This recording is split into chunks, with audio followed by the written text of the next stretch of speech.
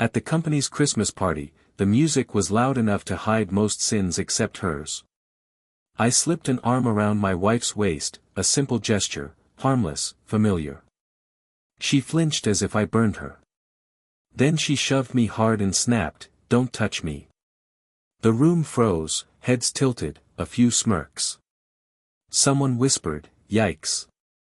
Her coworker Daniel stepped between us too quickly, too comfortably. He rested a hand on my shoulder and forced a sympathetic smile. "Bad night?" he asked like he already knew the punchline. I straightened my jacket, returning his smile with one of my own.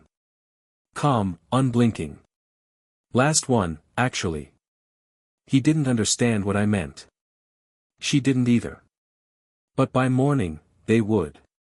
And I would be gone, only a note left behind. We used to be better than this. I think about that sometimes, not out of longing, just calculation. To understand where something broke, you trace the first clean line. Ours started on a summer afternoon 7 years ago when her laugh sounded like something worth protecting. She was bright, sharp, someone whose presence made rooms feel wider. We built trust in small increments, late-night drives, coffee-stained promises, the kind of honesty that felt earned rather than given. She once told me I was the first person she ever felt safe with. I believed her. That's why the betrayal mattered. Trust can only be shattered by someone you handed it to willingly. The warmth between us dimmed slowly, like a hallway light dying bulb by bulb. Her questions became shorter. Her smiles became rehearsed, but I held on longer than I should have. Stupid, hopeful, loyal, until hope finally cracked. Suspicion doesn't roar. It whispers. It taps you on the shoulder when you aren't looking. I noticed her phone first, not the device itself, but the way she guarded it like a live grenade. Always face down, always locked, always pinned beneath her hand at dinner. Late nights at work multiplied. Showers grew longer. Her scent changed. New perfume, sweet but guilt-heavy.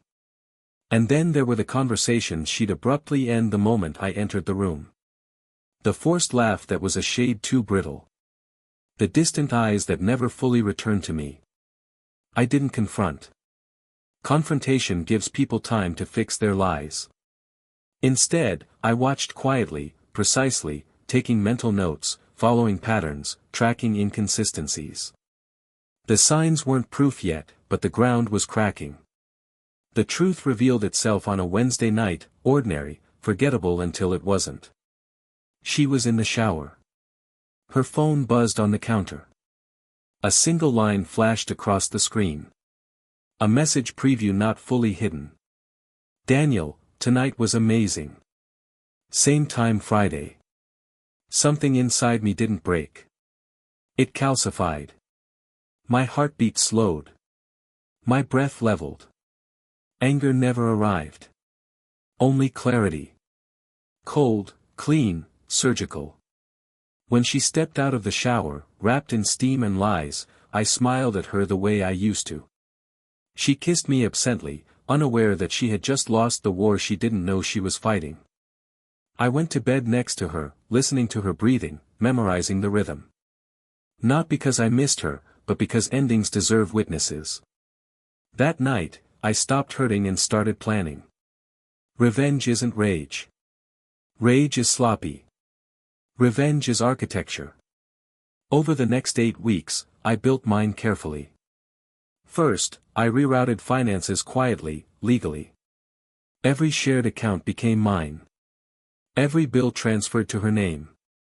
Every asset I brought into the marriage placed safely under personal protection.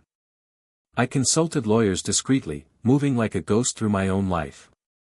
Second, I traced her affair, gathered proof, screenshots, patterns, meeting places, hotel receipts, enough evidence to make any judge blink twice. Third, I positioned my exit. New apartment leased under a relative's name. My essentials moved out in small increments, one box at a time, hidden in the trunk of my car. Fourth, I waited for the perfect moment.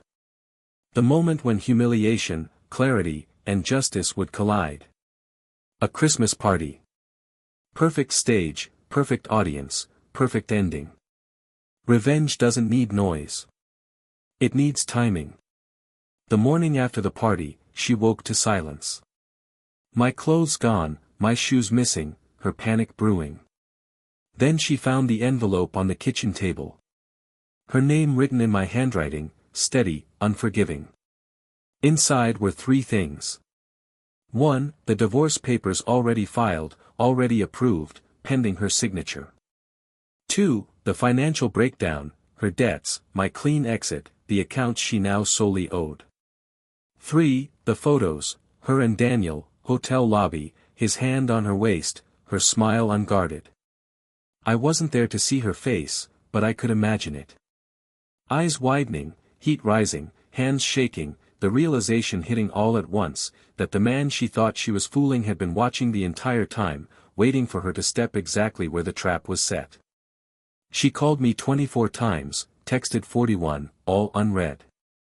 Daniel tried calling too. I let his number ring once before blocking it. Revenge is most satisfying when delivered in silence.